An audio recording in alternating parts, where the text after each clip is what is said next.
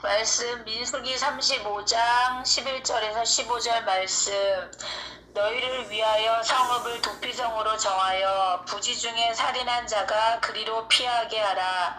이는 너희가 복수할 자에게서 도피하는 성을 삼아 살인자가 회중 앞에 서서 판결을 받기까지 죽지 않게 하기 위함이니라. 너희가 줄 성읍 중에 6을 도피성이 되게 하되 세 성읍은 요단 이쪽에 두고 세 성읍은 가나안 땅에 두어 도피성이 되게 하라. 이 6성읍은 이스라엘 자손과 타국인과 이스라엘 중에 거류하는 자의 도피성이 되리니 부지 중에 살인한 모든 자가 그리로 도피할 수 있으리라. 아멘.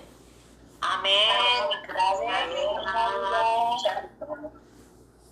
네. 예, 오늘 선포된 본문 말씀에 의해서 복음의 모형, 네, 예표 상징, 오늘 두 번째 시간입니다. 이한드레 목사님께서 말씀을 선포해 주시겠습니다. 네, 목사님 부탁드립니다. 좋으신 아버지 감사합니다. 오늘도 저희들이 말씀을 나누고 함께 기도하려고 기적의 방에 함께 모였습니다. 얼굴을 대면한 것은 아니지만 이렇게 전파를 통하여 함께 모였사오니 이 자리를 구별하시고 두세 사람이 모인 곳에 주님이 함께 하신다고 말씀하셨사오니 오늘 우리 가운데 함께 역사해 주시고 또 우리의 간구와 기도가 하나 앞에 상달되어서 많은 응답으로 역사해 주시기를 간절히 소망합니다. 부족한 종 세우셨사오니 오늘도 말씀 앞에 겸손하게 대언하게 하시고 입술을 주관하셔서 피차 은혜 나는 귀한 자리가 되게 도와주십시오. 예수님의 이름으로 감사하며 기도 올려옵나이다. 아멘. 아멘. 네, 샬롬 반갑습니다. 오늘 복음 이해 시리즈 벌써 네 번째 시간이네요. 오늘은 복음의 모형, 예표, 상징, 구약으로 중심으로 한 두 번째 말씀입니다. 자, 구약은 어제 복음의 모형과 예표, 상징이라고 말씀드렸죠. 영으로 계신 하나님이 오늘 나타나실 수 없기 때문에 그 지으신 모든 우주 만물 또 사람의 심령과 육체 만드신 사물 이거를 가지고 오늘 구약 전체는 메시아가 오실 것을 예언하는 내용으로 구약은 복음의 모형, 예표, 상징이라고 말씀을 드렸습니다. 특별히 이제 고린도전서 10장에 나와 있는 것처럼 이스라엘 백성이 모세와 함께 광야 40년을 지나가는 과정, 그것이 특별히 모형, 본보기, 거울, 모델 하우스입니다. 가나안을 이제 하나님의 나라, 이 땅에 나타나는 천년왕국이죠. 그래서 이스라엘 백성들이 죄악 세상인 애굽을 떠나서 어떻게 광야를 지나 가나안 땅에 가는가, 이게 이 천국 도달하기까지 광야의 모든 여정이 바로 복음의 모형이 되는 거예요. 그래서 이 광야가 가나안 가기까지 준비하는 곳이기 때문에 광야에서 나타나는 사건, 인물, 사물 모두가 복음의 모형과 예표와 상징이 된다는 거죠.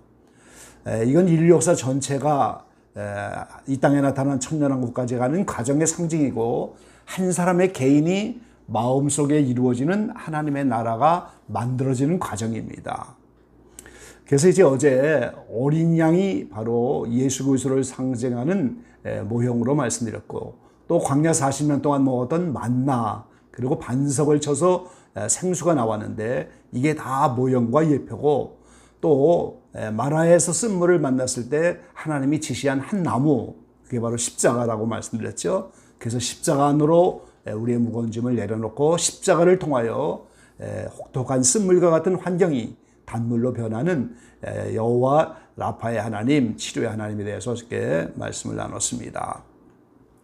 자, 오늘도 이제 네 가지를 또 말씀을 드리려고 하는데요. 제일 먼저는 민수기 21장 8절로 9절 말씀에 보면은 여호와께서 모세에게 이르시되 불뱀을 만들어 장대 위에 달라 물린 자마다 그것을 보면 살리라. 모세가 놋뱀을 만들어 장대 위에 다니 뱀에게 물린 자마다 놋뱀을 쳐다본 즉 살더라 그랬습니다. 자, 이스라엘 백성들이 이 미디안 광야를 지나갈 때 먹을 것이 없고 식물이 매우 박하니까 백성들이 전부 원망불평을 합니다. 그때 하나님이 오늘 불뱀을 보내는 거예요.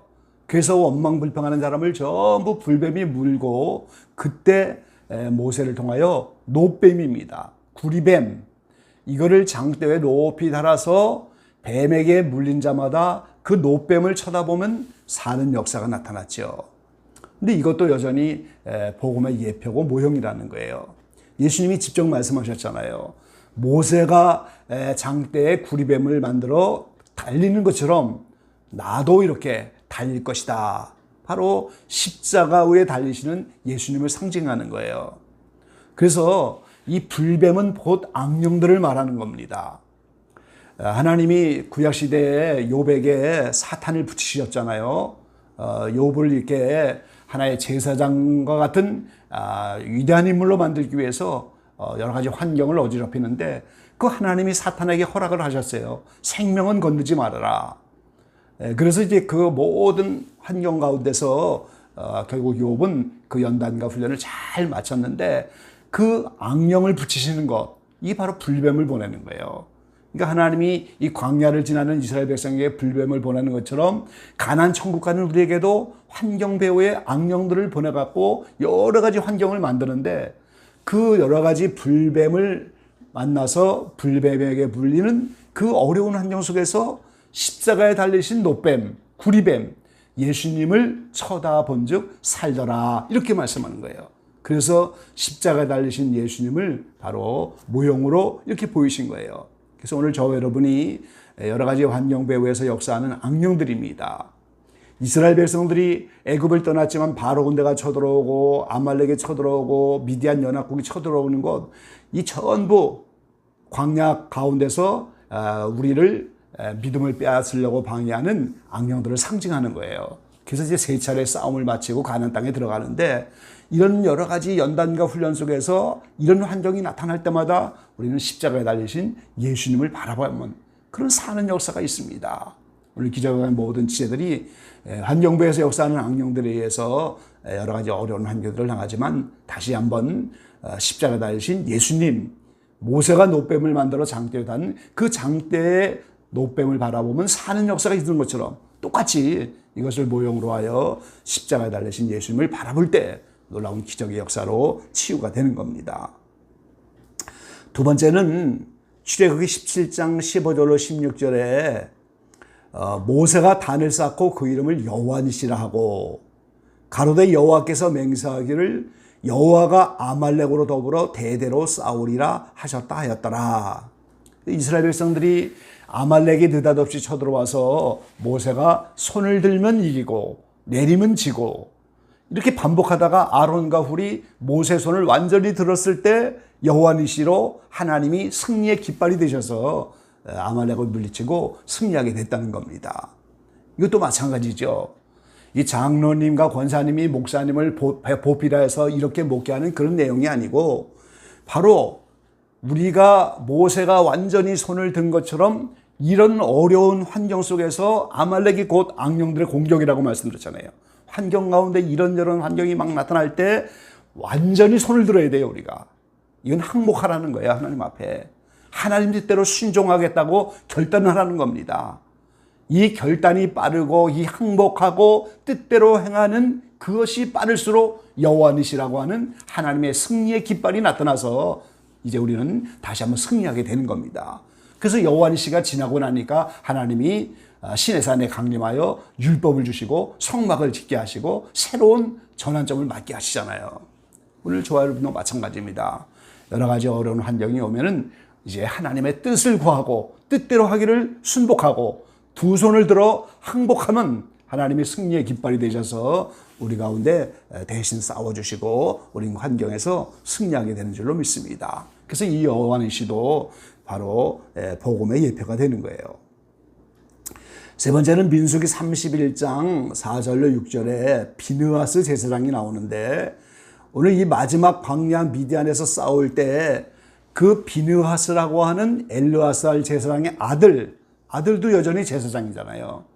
그 아들이 그 미디안 연합과 싸울 때 각 지파에서 1000명씩 1만 2천 명을 택하여 무장을 시키고 나가서 싸웁니다. 그런데 한 명도 죽지 않고 완전한 승리를 하는 거예요. 광야에서 이제 떠날 때는 애국 군대가 600명의 마병대를 끌고 쳐들어올 때 200만이나 되는 그 사람들이 다 홍해까지 이렇게 밀려서 일방적인 싸움으로 지고 있었지만 아말렉과 싸울 때는 손을 들면 이기고 내리면 지고 이 비기는 거죠. 사실 멍군 장군하고 싸우다가 마지막 싸움에는 한 명도 죽지 않고 완전한 승리를 하는 거예요. 그래서 오늘 요한계시록 2장 3절에 이기는 자가 나오는데 우리의 이 싸움이 점점 이기는 자예요. 그러니까 어떤 환경에서도 이제는 세상에 지지 않고 마귀에게 지지 않고 환경에 지지 않고 승리하게 되는데 이 마지막 싸움에 제사장인 비느하스가 나가서 싸우는 것처럼 이 비느하스 제사장은 곧 예수님을 상징하는 거예요. 그러니까 우리가 이 영적인 싸움은 예수님이 나의 제사장이 되고 그분이 나의 오늘 무장을 시켜서 그분이 앞장서서 영적인 총사령관이 되어 싸우는 이 전쟁으로 주님을 앞세워 나갈 때 우리는 이 모든 환경에서 싸워 이기게 된다는 그런 모형이 되는 거죠.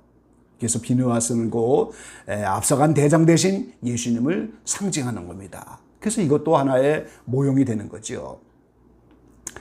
자, 마지막 모형은 이제 도피성인데 오늘 민수기 35장 11절로 15절에 이 도피성이 나왔습니다.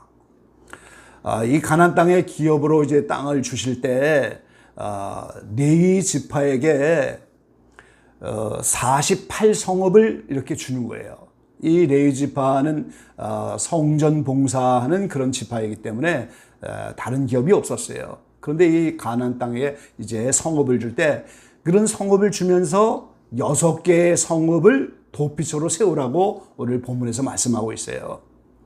요단강을 중심으로 동편에 3곳, 서편에 3곳 이렇게 6개의 도피성을 세웁니다.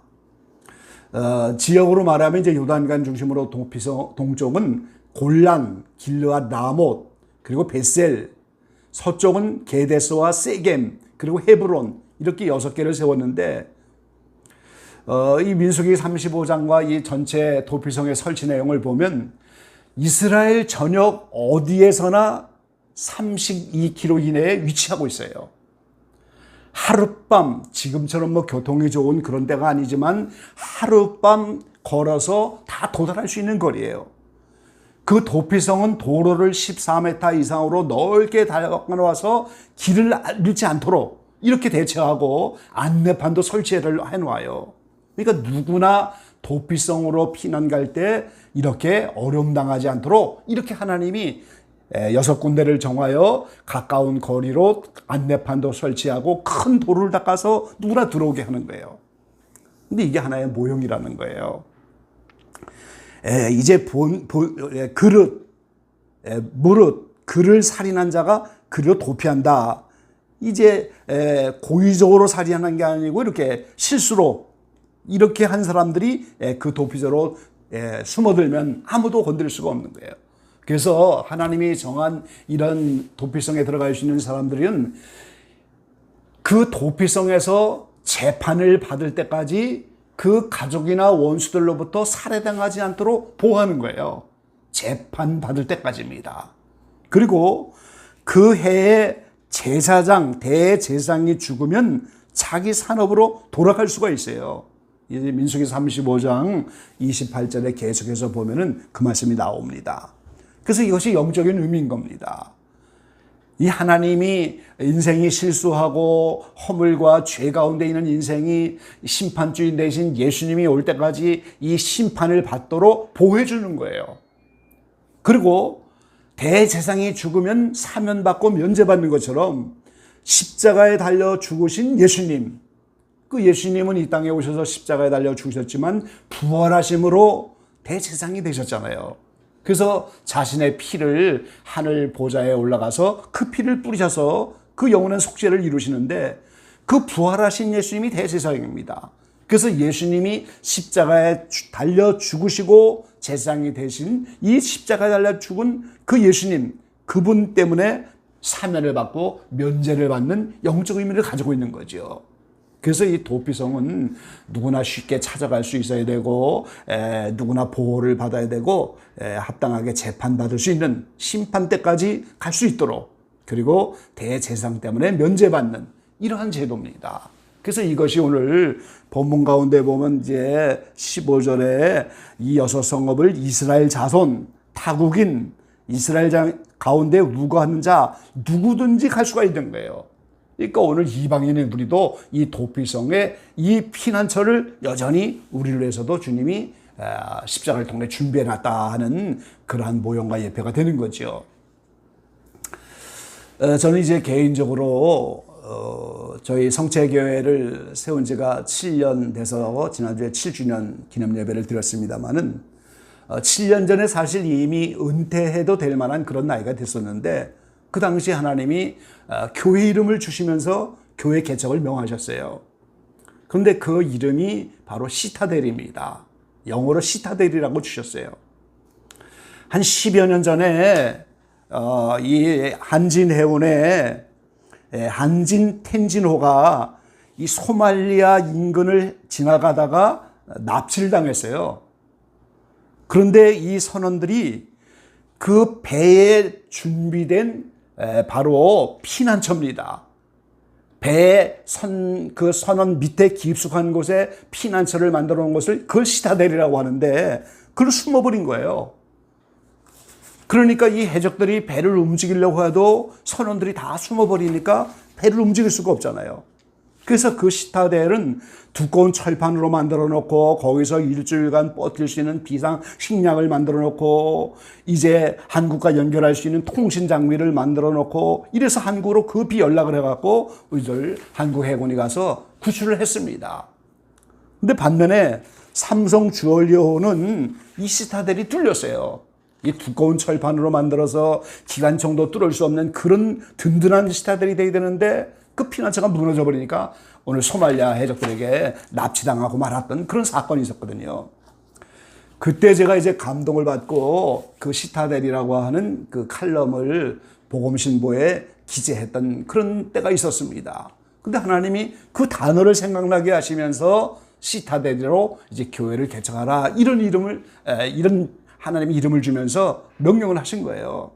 그래서 제가 그때 이 시타델에 대한 단어를 여러 가지로 찾아봤어요. 이런저런 영어 사전 이런 사전을 다 뒤져서 이거를 한국말로 뭐라고 번역을 해야 되나 이렇게 이제 했는데, 그 사전에는 그렇게 나와 있습니다. 도시 주민을 보호하는 성체, 요새, 최후의 거점, 마지막 보루, 유사시 도시 방어의 핵심 역할을 하는 곳, 미국 사우스 캐롤라이나에 있는 군사대학의 이름, ROTC 장교들을 배출하는 그런 군사학교가 이제 시타델이라는 이름으로 이제 운영이 되죠. 군함에서 선체 아래 부분에 가장 두꺼운 방어구역, 이 군함에서 제일 중요한 방어구역으로 거기에 이제 포를 쏠 수 있는 그런 장치를 만들어 놓은 가장 중요한 장소죠. 대형 상선의 위기에 대처하는 피난처. 그래서 이러한 여러 사전들을 종합적으로 제가 보면서 이 시타델은 한국에서 이해하기가 어려우니까 성체라고 이름을 줘야 되겠구나. 그래서 성체계획가 나타난 겁니다. 그게 바로 도피성이에요. 그게 바로 피난처 개념입니다. 500여 년 전에 종교개혁을 했던 루터가 이 종교개혁을 바로 토르가우 성체교회에서 했죠. 그래서 이 마지막 때 주님은 도피성 개념의 피난처 같은 교회, 그런 교회를 염두에 두시고 이 교회를 개척하게 가신 것 같다, 이런 영적 의미를 가졌어요. 그리고 이제 도시를 보호하는 성체처럼 하나님의 자녀들의 그 거주지를 보호하는 요새, 성체, 그리고 마지막 보루, 최후의 거점, 이런 영적 의미를 이렇게 주셨기 때문에 이런 교회가 되보려고 이렇게 노력을 하고 몸부림을 치고 있습니다만, 이런 시타델이라는 이름을 주셨기 때문에 오늘 교회를 개척하게 된 거거든요.